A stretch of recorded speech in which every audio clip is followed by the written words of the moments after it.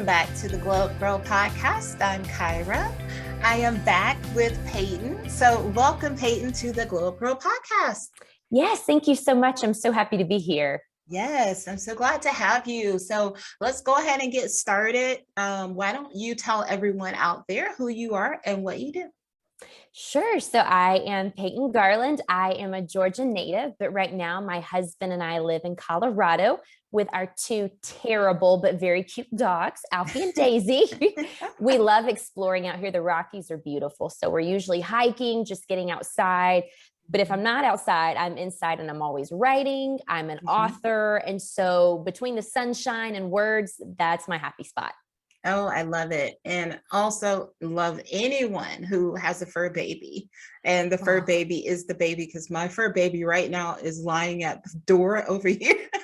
Mine's right beside me, one of them. So I totally relate. Yeah. And, it's always funny when I'm going to record, because it's like, ooh, I don't know, like, can I leave the door open or do I need to close it? And today, like, he came in, and I will not call his name, because if I do, he will be at my feet rubbing, and it will not. Love it. So yes, love our babies. All right. So writing is your happy place. Yeah. So let's talk about that. You recently published a book called Not So By Myself, a safe space where God doesn't fix the loneliness, but sits with you instead. Yes. Now, girl, I'm just going to tell you.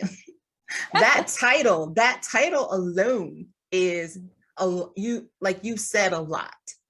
So will you please tell us first, talk about the title and the inspiration, and then we'll talk more about the book. Sure. So my husband is a pilot. That's why we're out here in Colorado right now. But when he first started his piloting career, we had only been married for 6 months. So at the time, he had a really steady job with the Atlanta Falcons. We had a steady paycheck, a steady schedule. Life was 9 to 5. Life was comfortable and predictable. And you never grow when life is very comfortable and very predictable.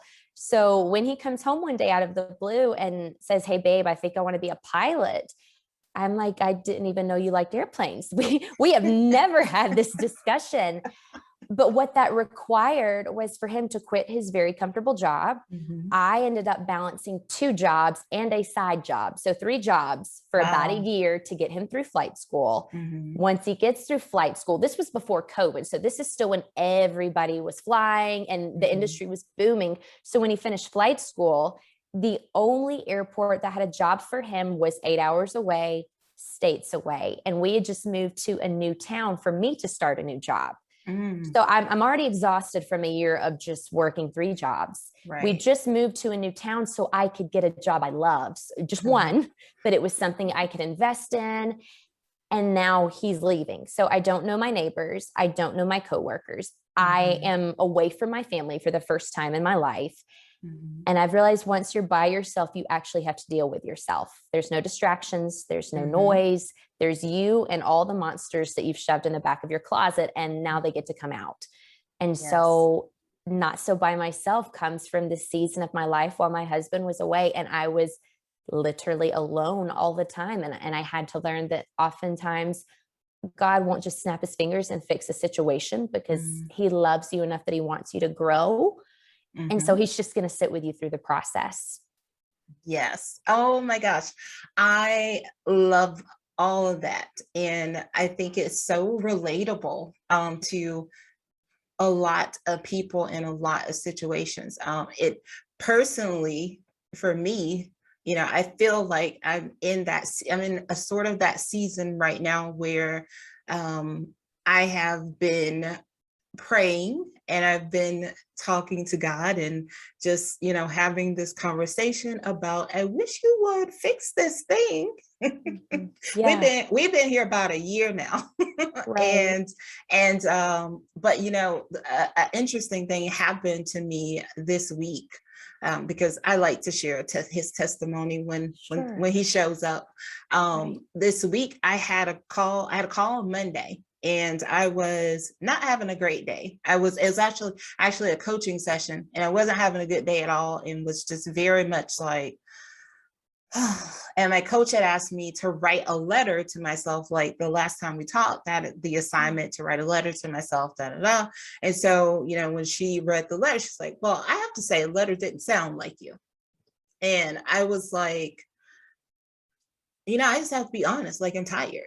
I am tired. Like I have like, I've been practicing patience. I have been, you know, practicing, I've been praying, I've been talking to God. Like I have been doing what I think are all the things, the right, like I was like, I think I'm doing all the right things Yeah. and I'm just not hearing.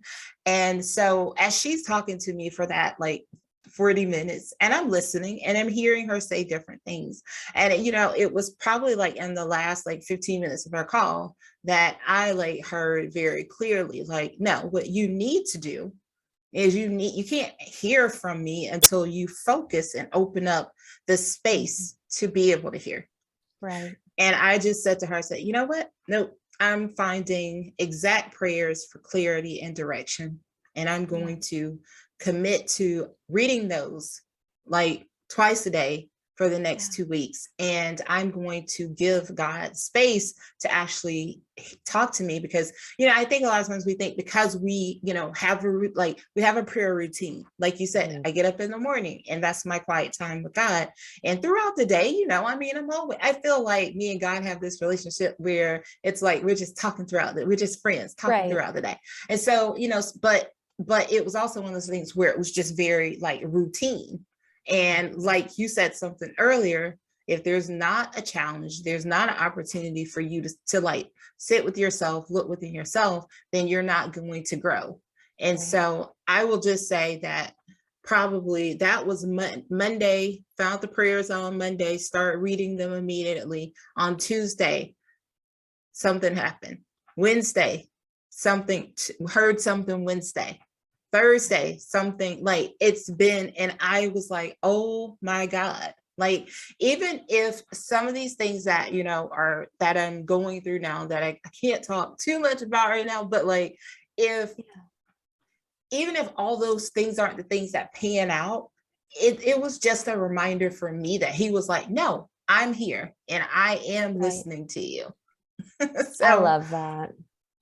so That is so I'm, powerful. yeah, I was like, okay, thank you. I was like, thank you, God, because I know you are, but I just couldn't hear because I was in my own way. And I was just all the clutter and the clutter of the day, you know. So Right, anyway. for sure. Yeah, I think especially in the day of social media too, I think we're really good at word vomiting and no one wants to sit still and let God or the other person on the other side of Facebook respond. We know what we want. We think we know how to say the things and do the things.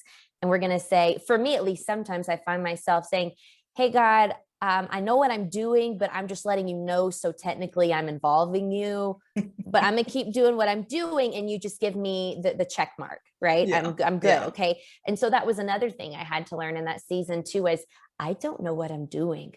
99% of the time I have no clue. But again, it goes back to once you find that humility, then you can grow and then you can actually learn things and know things. Exactly.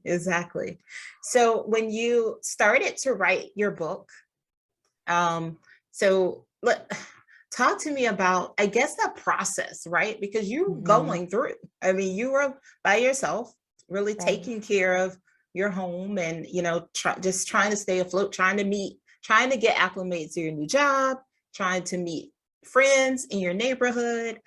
And how did you get to the place of saying, you know, I'm going to write about this?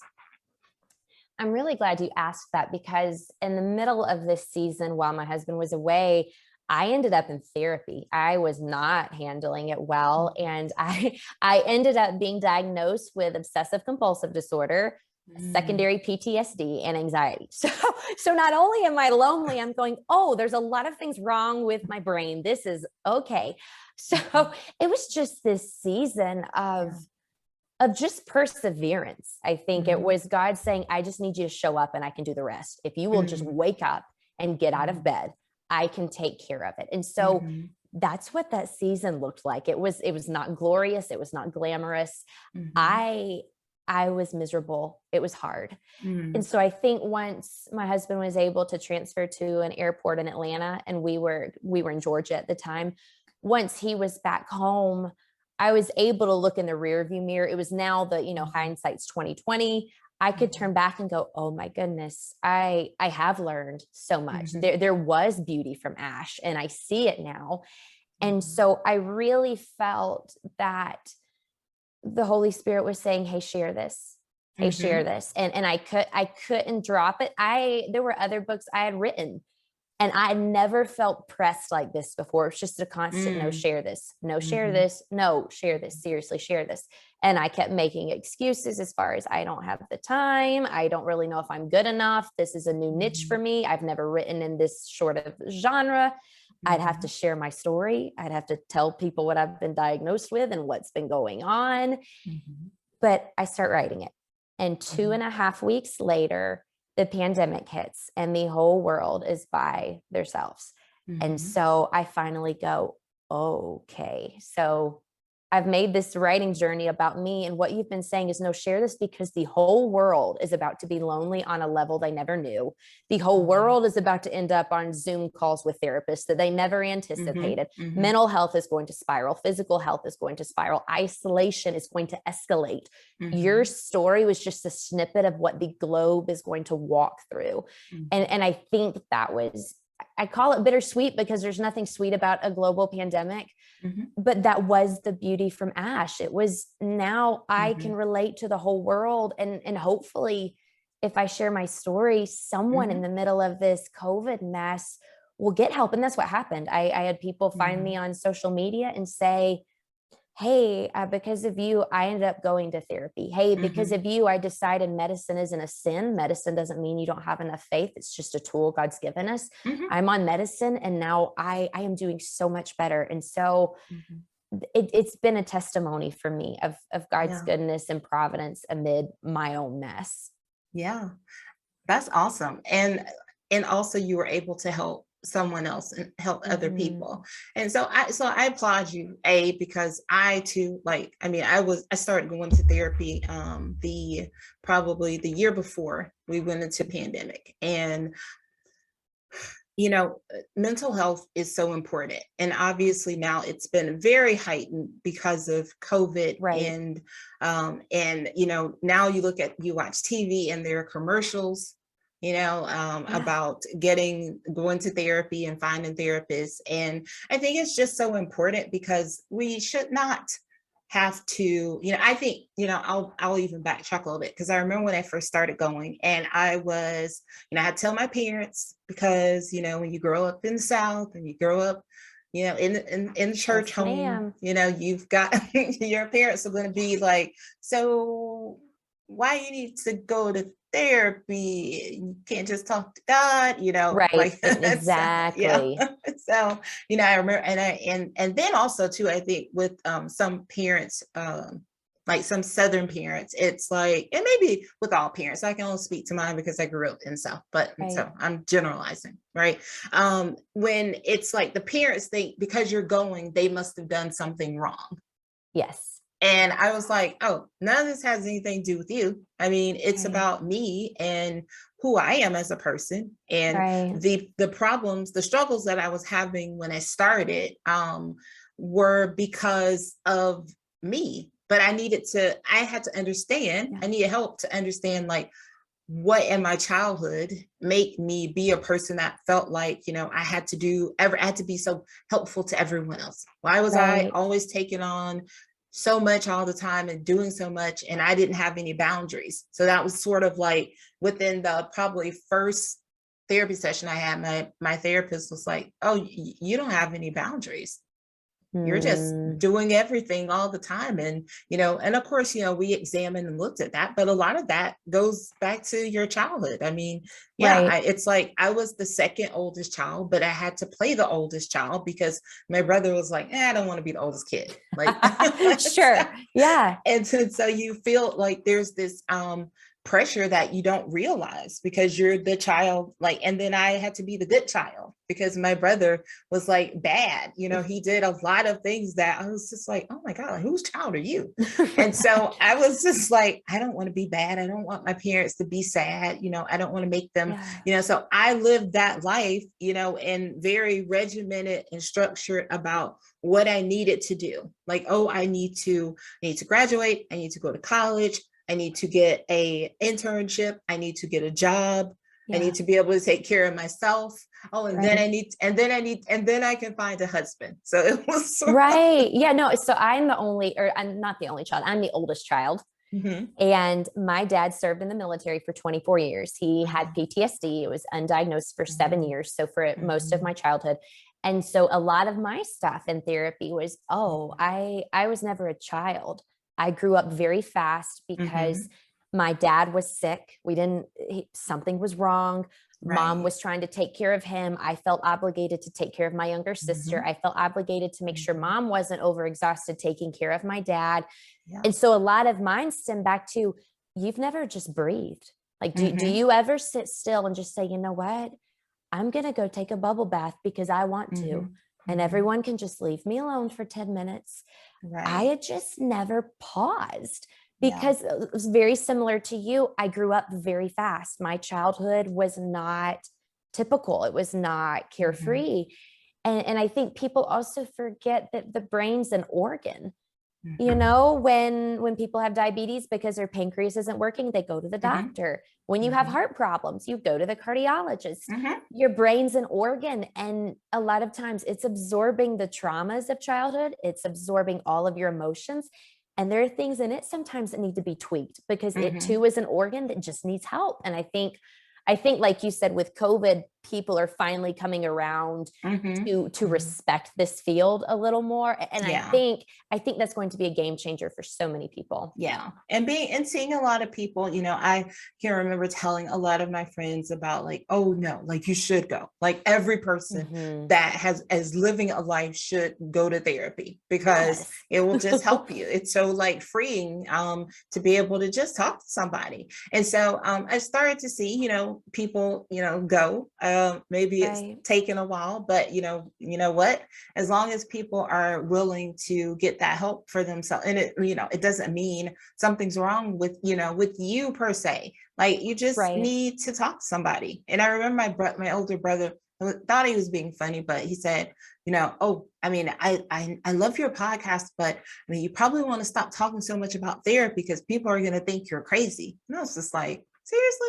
Like I said, you see that statement, sir, is a problem. So that is why you need to keep listening because I'm not going to stop talking about it because it's important. And I am a very much advocate of people getting the help that they need so that they can feel whole and fulfilled. So. Well, and it's because you're going to have the conversation, whatever's bothering you, it's going to come out. And so for me, my thought was, instead of me just bottling it up and spewing it on my husband or my family, why don't I go to a professional who can go, okay, now here's some tools so we don't have to be so angry or so frustrated or you're going to have the conversation and it's going to come out in one of two ways and you're going to get one of two results. And for me, therapy it's going to come out in an honest way. And I'm going to walk away with tools to better myself despite this. I love that because the tools are that's the key because I can remember just a year ago at work, like I would just be really upset. I would allow things to upset me at work because maybe somebody's not pulling, their side of the, doing what they should do, whatever, And then eventually, I got to this place where I'm like, look, you know what? Like from therapy, I'm like, you know what? I can't control what they do, but I can control Kyra and I can control how I respond and react to the things going on around me. And I can tell you that if I had not been, talking through these scenarios and getting some feedback, that I would react the same way every time. Like every week I'd be angry on a Tuesday because I know this meeting happens and this person's not going to be prepared or whatever. And then I'm going to be annoyed. And then eventually I just got to a place on Tuesdays where, I'm like, you know what? Well, Kyra's got her part. and she's going to talk about her part, and then this person isn't going to come prepared, but there's already a plan B to how I figured out how we get to that solution, or either I'm going to have a conversation with that person. And Right. I was no longer mad about it. No, exactly. It's, it was my husband tiptoed around the conversation one day, but eventually he was like, I kind of like it when you talk to Karen. Karen's my therapist. He said, Uh-huh. you're just a little bit happier, and so for me, I think it's because, like you said, you get it all out, Mhm. but and you're no longer packing on all this anger and frustration, because all that's doing is eating at you. It's not eating at the outside situation. Mhm. The Mhm. anger and for me, the worry and the stress, that's just impacting me. And so at some point you also have to choose to take care of yourself. And I think for me and you, who grew up feeling like we had to carry the weight of the family, we didn't always feel like we had the time to pause and say, no, we're going to take care Mhm. of ourselves. Yeah, yeah. And I can just probably tell you that if you were a person, if you grew up that way, you were doing it at home, you probably are a person that like your friends count on, friends come to talk to you, friends want your advice. And Yeah. yeah. Yeah, well, it was, it's like I really liked what you said, because I also thought I had to be the good girl all the time. I Mhm. came from a very strict Southern Baptist church. There was a dress code for women. There were things you did say, things you didn't Mhm. say.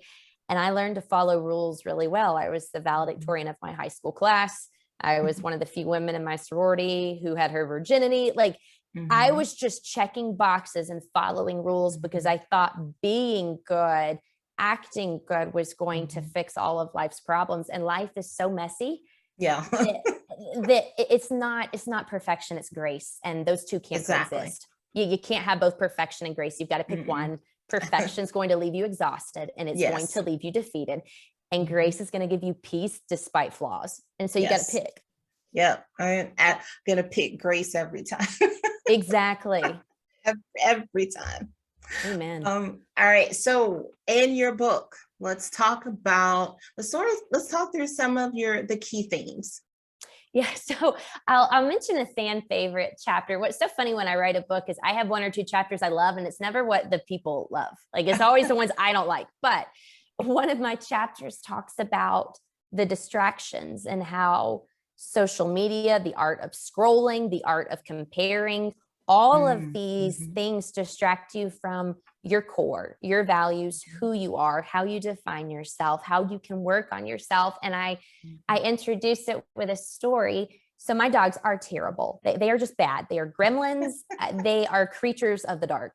I took them to this very, very nice dog park. And it was the first week Josh was away with his Mhm. piloting thing. So I was trying to get out of the house because I didn't want to stay by myself, because I didn't want to have to work on myself or think Mhm. through anything I was doing. So, dog park. So we get there, and Alfie is my big 80-pound brindle boy. And he's running around playing. Daisy's, I call her my sausage ball. She's supposed to weigh 35 pounds. She weighs 70. She's just rolling around, slobbering, having the time of her life. And out of nowhere, this 50 dog pileup starts. It's just a riot. Oh my And goodness. and in the back of my head, I went, I haven't seen Alfie for a second. Where's Alfie? And I can't find him.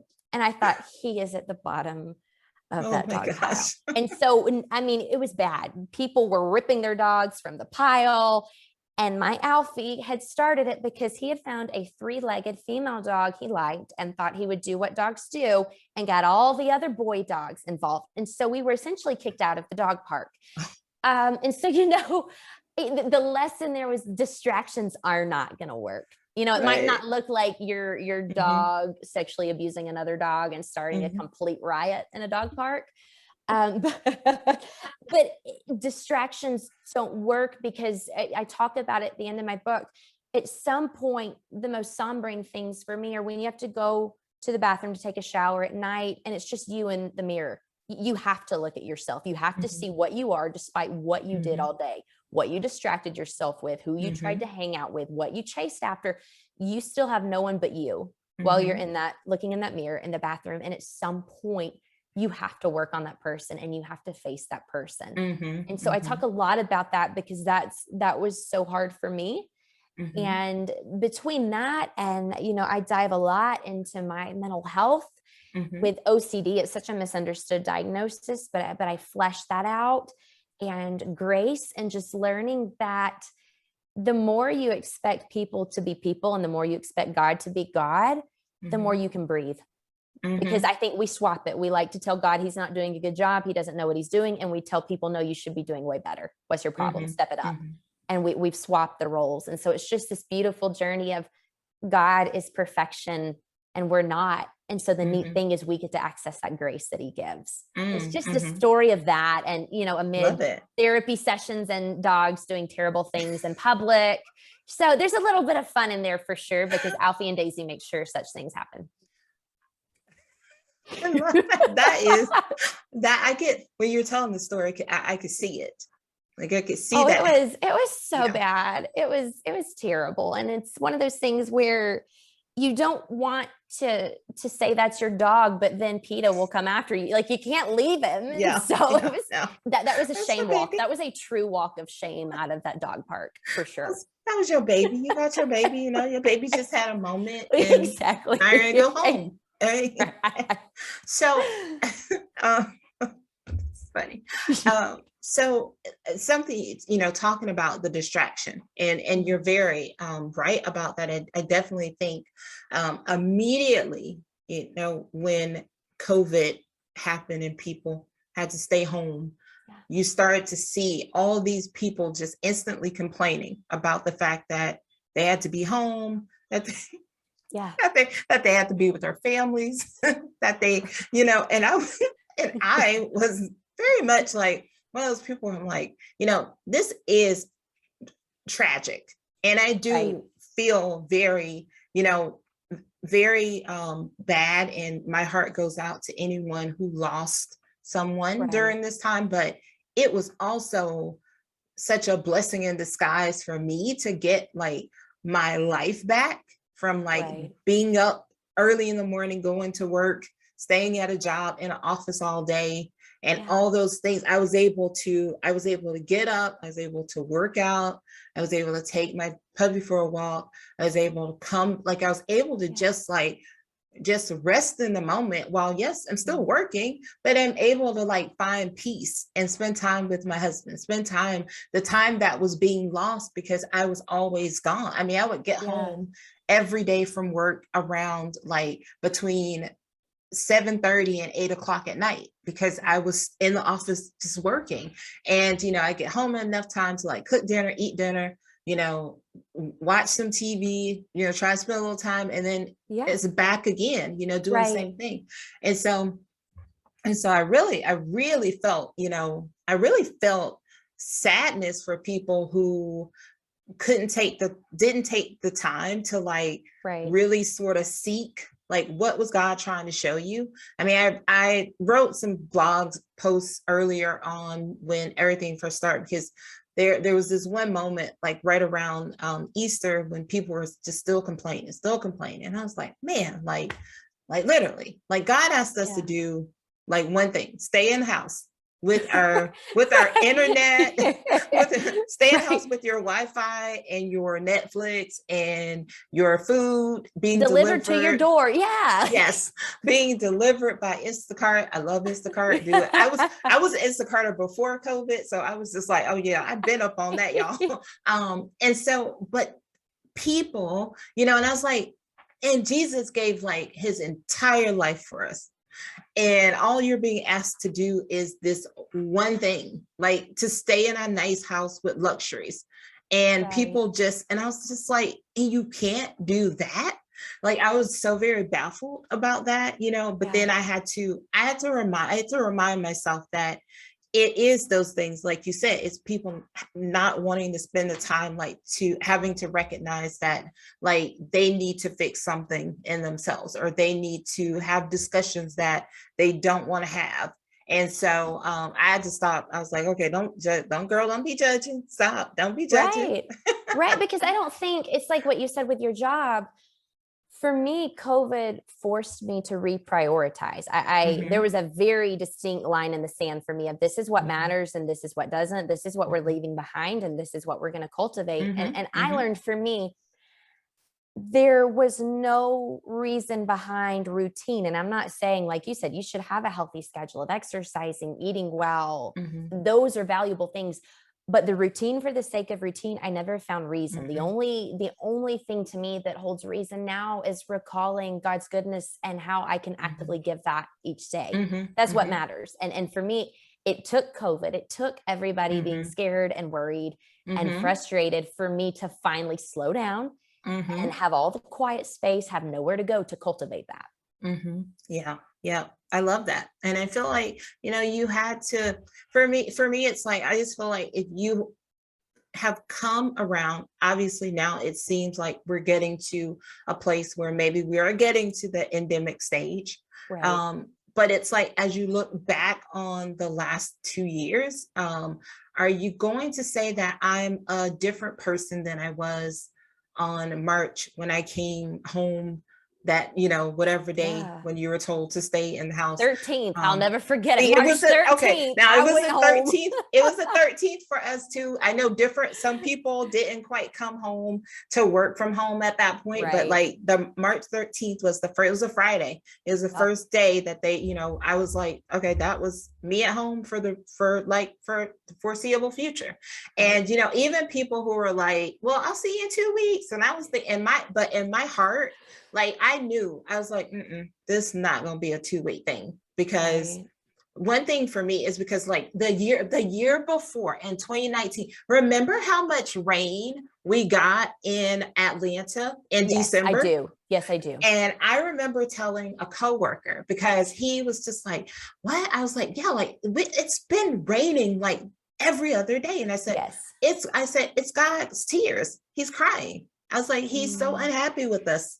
Like I said, it's his tears. And, he like sort of like chuckled. Like I was like, no, like I really believe yeah. that he is sad at the state of our world right now. Right. And then I just remember that, and I said that, and then we got to March, and it was just sort of like, Told you he was crying. I was like, I tried to tell y'all. Right. Love So that. tell me what you hope those out there who read your book will take from it. Oh, I think one of the biggest things for me, one of my favorite chapters that I Mhm. wrote was the first time I was very vulnerable in my prayer life. I always thought there was a certain way you were supposed to say things, Mhm. bow your head, close your eyes, and my prayer life was very stagnant. It was very ritualistic. It was very Mhm. religious. It was not heartfelt. Mhm. It was not Mhm. honest.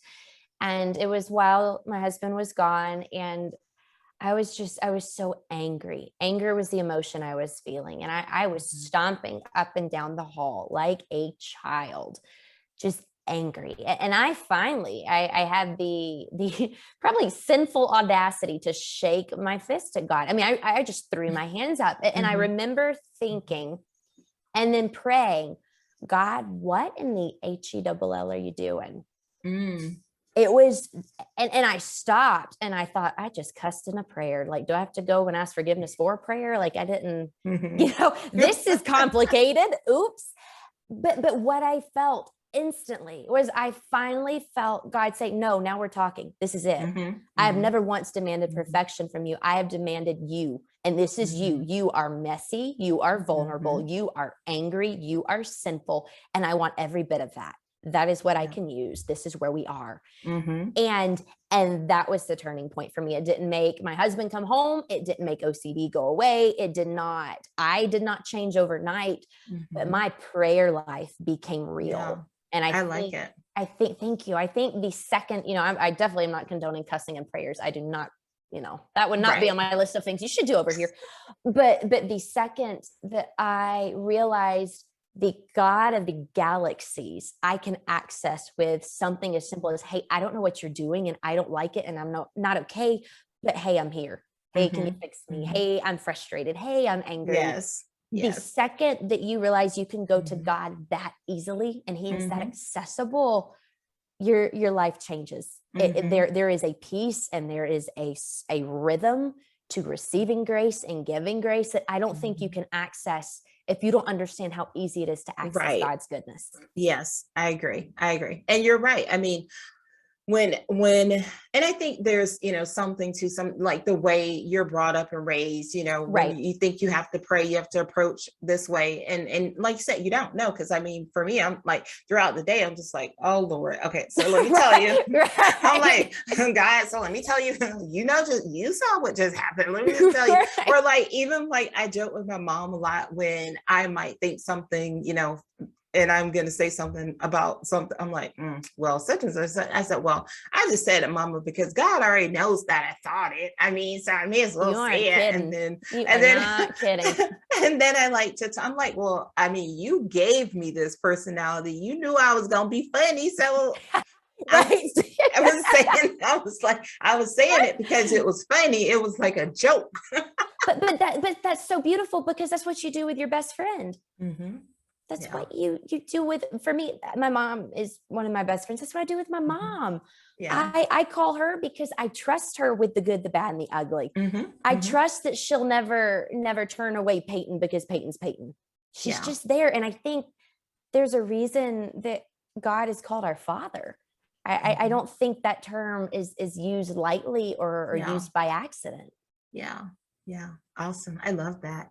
Thank All you. right. Tell us about the study guide, the companion study piece for Yeah, your book. sure. So it's funny. I'm not a big Bible study person. Mm-hmm. I typically I think a lot of times some of them are well intended but shallow. I Mm-hmm. don't really like read one scripture, gloss through Mm-hmm. one short story of somebody and then check the box. God, I'll see you tomorrow. Mm-hmm. So, but I think Bible studies are so crucial. So I wanted to do one and I wanted to do one well. Mm-hmm. And I had enough people ask me to create one that I thought, okay, maybe this is something I should do. And so what I did was I created a 6-week study and I took it from the 6 chapters that everyone talked about most. So Mm-hmm. I noticed what people tended to relate to.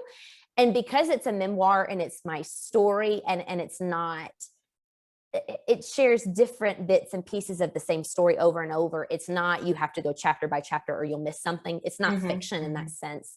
Right. So I took those 6 chapters and I provided what I call prayer closet hours. So Yes. snippets of things to do. Mm-hmm. No, this is you working one-on-one.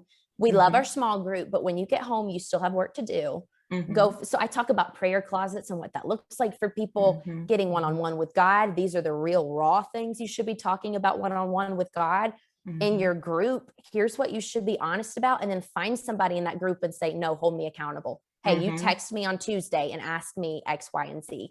And so I have those snippets at the end mixed with extra stories that inspired these chapters. So it's just Awesome. fresh insight, new insight, Mm-hmm. and just some really healthy accountability, both between you Mm-hmm. and other believers, and then you to God as well. Mm. And so it has video content that is Oh, stellar. awesome. I had a wonderful, wonderful, talented guy create videos. So there's intro videos too. If people are super auditory and visual learners, Mm-hmm. there's something there for them too. Awesome. I love that. Okay, so tell everyone where they can purchase. Sure. So my website, peytongarland.me, you can get a signed copy there. But if you want to get one very quickly, Amazon is going to be your best bet. Mm-hmm. But meanwhile, I don't have an official day yet, but book number 2 is coming out Ah, soon. Tired, awesome. hungry, and kind of faithful, where exhaustion and exile meet God. Oh, So we will have another one on the way. But for now, everything that's out and available, Amazon's going to be your quickest go. awesome. Awesome. And I love that next title. So Thank you'll you have so to much. you'll have to come back and talk to us I would love when you it for launch. sure. Thank Yeah, you. fantastic. All right. So let's go into our last segment because, girl, we were talking. I could be talking. I could talk to you like forever, obviously, Love as you it. can see. So Love I it. do 3 things. We're going to do 3 things with Peyton. I'm going to ask you Okay. 3 random questions. Not so Perfect. random, but one, how do you start your day? Oh, I start my day by awaking to Daisy's butt. So she has gotten to where she sits her butt right on my pillow. And that's her way of saying, hey, mom, I have to go potty. So that's the funny part. So honestly, I start my day with my dogs. I Mhm. get them out. But what's beautiful is it's not just about them anymore. I found that the sunrise is very, very calming. And so I Mhm. go out and walk my dogs. And that is my first breath of today's a new day. I Mhm. intentionally find the sunlight and I say, okay, God, this is beautiful. You are beautiful. You are good. Let's Mhm. see what goodness is going to happen today. So outside, furry chaos in the house. Once I get everyone leashed up and we're outdoors, that's what I do. Honestly, it sounds kind of funny. I look for the sunrise. That's how I I start love my it. day. Awesome. What do you do when you have a day off?